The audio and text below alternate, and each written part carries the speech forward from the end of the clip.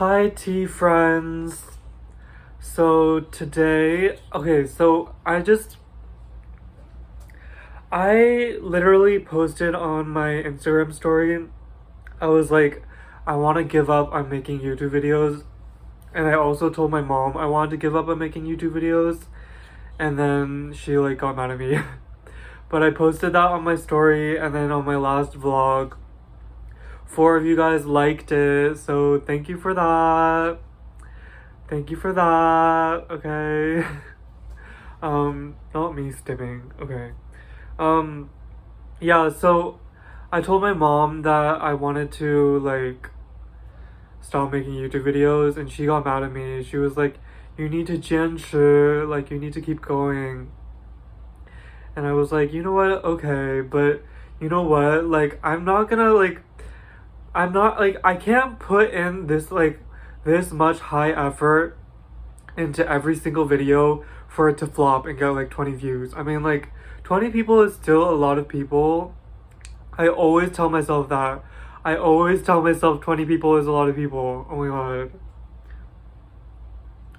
I always tell myself that, but like still like in the world of YouTube that's like nothing. And like even 20 views, like I'm not even sure if like 20 people actually watched the whole entire video. Like maybe actually like 10 people. I mean, still 10 people is a lot of people. But I'm just like, okay, like I just want to make like videos where I talk, you know? And like I feel like it's not as high effort because like I'm not like oh, that was gross. Like I'm not planning to like edit these as carefully like as I edit my vlogs and as I edit like my video essay videos, cuz it's just not worth the effort, okay? Like and like it's not even that tea. I feel like talking videos are fun too. Like I want to diversify my video portfolio.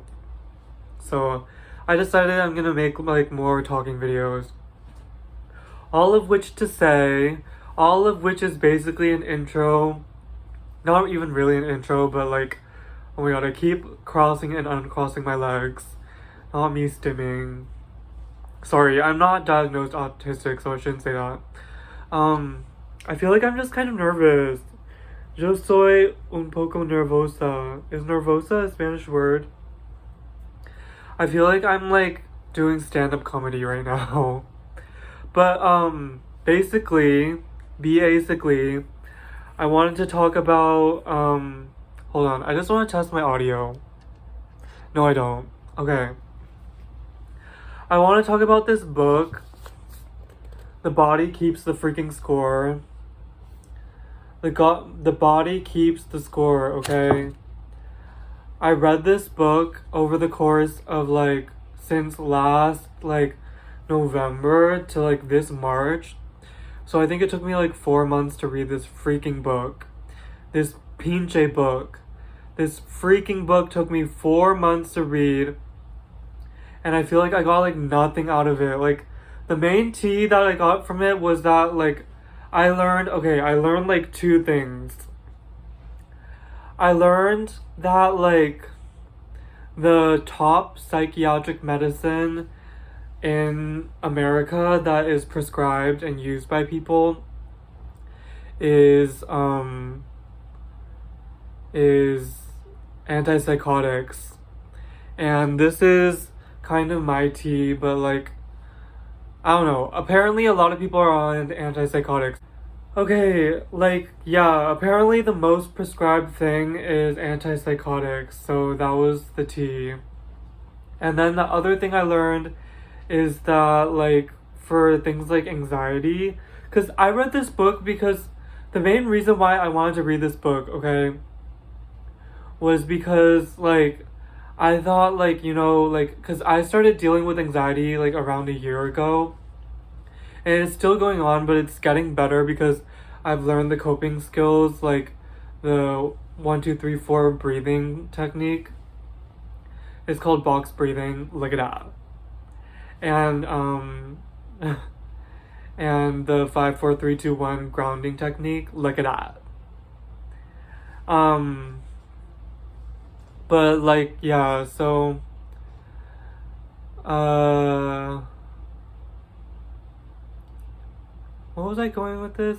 Oh yeah, like I wanted to learn more about anxiety, and I feel like the body does keep the score, because I feel like for me at least, like my body kept the score, and like I get like physical anxiety symptoms, like my heart rate starts pounding, I get shortness of breath, I start to have to go to the bathroom a lot and stuff. And also a little bit of nausea. Not really completely nausea. I feel like I don't get nausea as much, but still.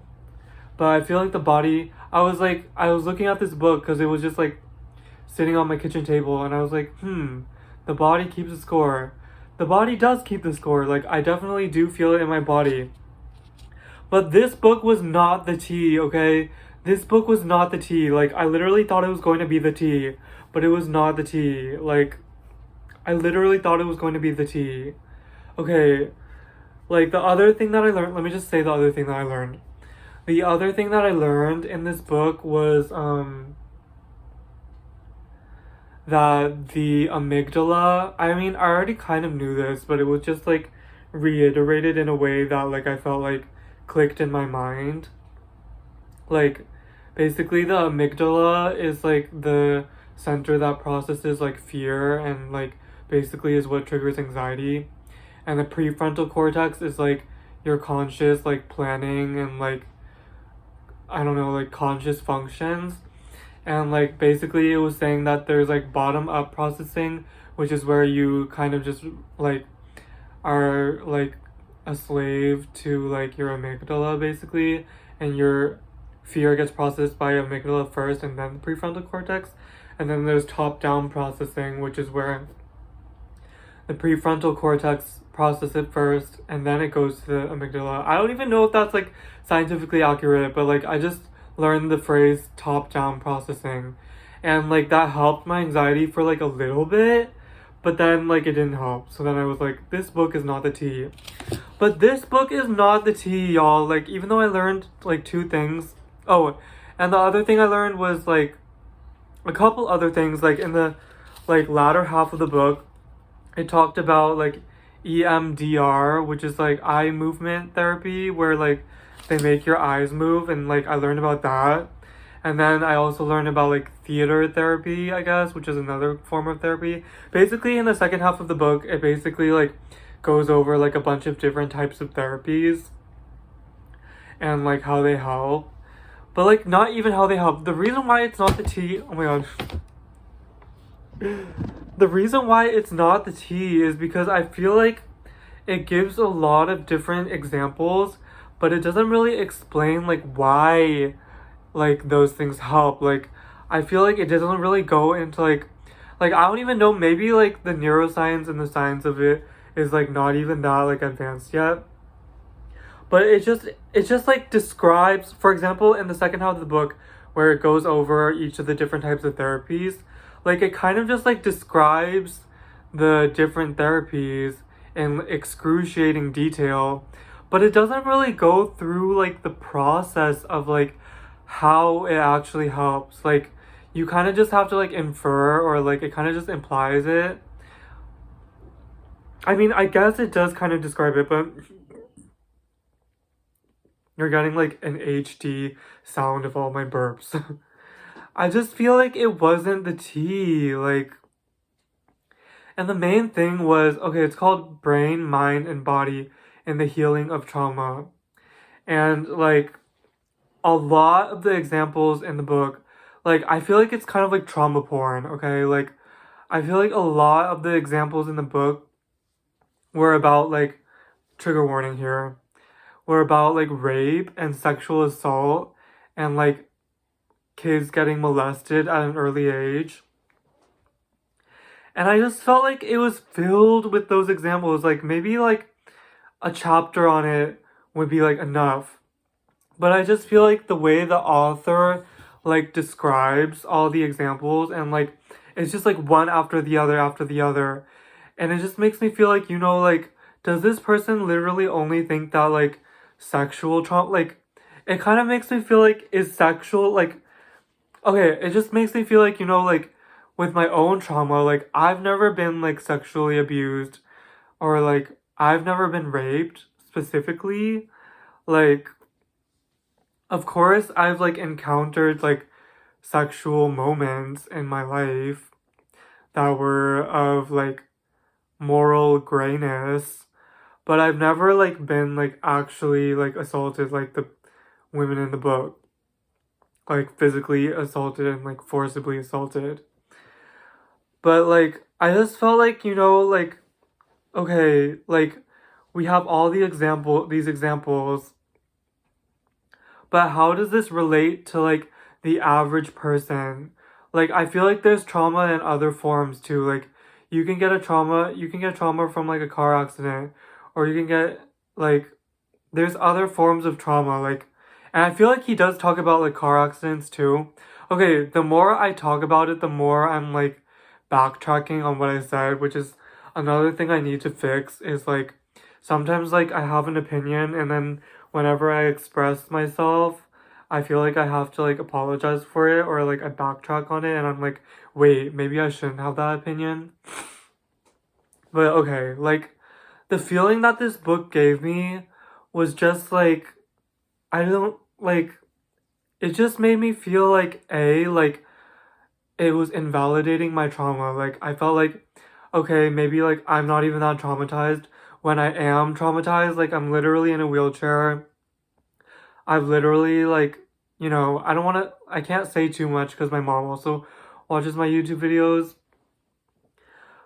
But, like, I literally feel like people who, like, have anxiety and depression, like, a lot of people live with these, like, symptoms, but the occurrences of these, like, incidents are not, like, as prevalent amongst people with, like, mental health problems. And I feel like even though I am traumatized, and, like, even if I have experienced some of the things, like, the things that are in the book, like, I feel like the reason why I have trauma is, like, for other reasons, like, for reasons that are not in this book. Here, let's just turn to a random page and see what happens.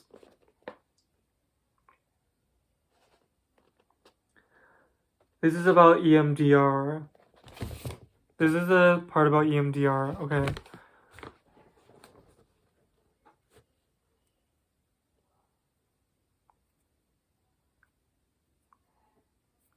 I don't know. This is about, like, World War I, men without mothers.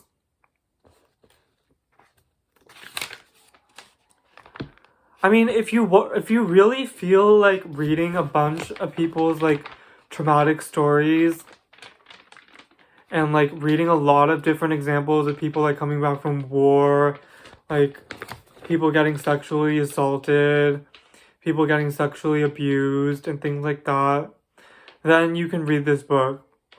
But honestly, like, I feel like a lot of the things that were said in the book, like, were kind of, like, you know, implied. I mean, that might also, oh my god, like, I'm always, like, backtracking on myself. Okay, I'm just gonna finish this video because, like, I don't like this book. That's the period on this. That's the period T. I don't like this book. It was not good. I don't like it. And I feel like I'm being, like, psyoped into saying good things about the book because now that I'm making a video about it. But period T, I don't like this book. Okay, bye.